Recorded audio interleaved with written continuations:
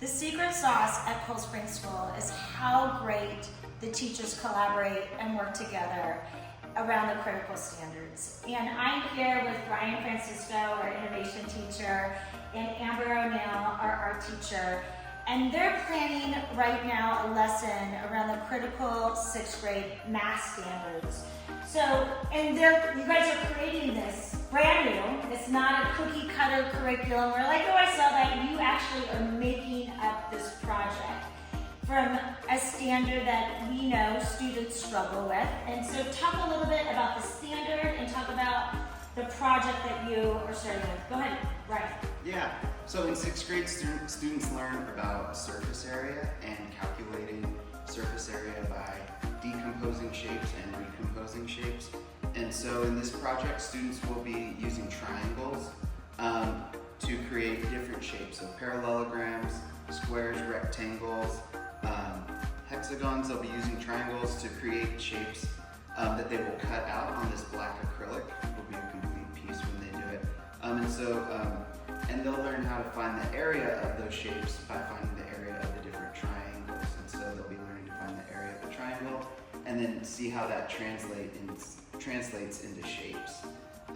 So yeah, they'll be doing that in STEAM, and then we'll be using Adobe Illustrator and our laser processors. So they'll cut those shapes out into this black acrylic. And then where does that project go? Then next The to art. next step will be art. So after they've planned out their design that will be the positive space, the black, they'll design the negative space in art, and they'll have to keep in mind what spaces are open to show through to kind of our faux stained glass. So we'll talk about how stained glass has been used all throughout art history and in architecture and in different periods of art. And we'll also review shapes, organic and geometric shapes, and color theory. So I've got a red, and I've got a yellow, and that's great. I've also got an orange. But what happens when I overlap my red and my yellow and I make my own orange? What happens if I add too many layers? Does it get too dark?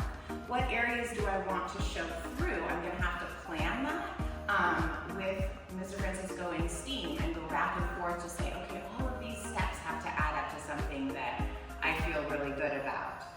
So these will illuminate in the windows, and we're Prototypes. right, so you see this little window here, and you'll kind of get an idea of the positive and negative space and how they'll come together in kind of a sandwich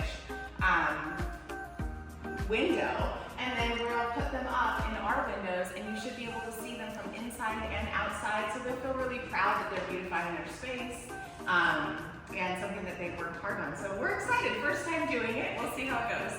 What I love about this project, it really is the heartbeat of Cold Spring School, and the fact that students are applying their knowledge. So it's not just a worksheet on how to calculate the area of a triangle. They're actually creating a project that's meaningful to them.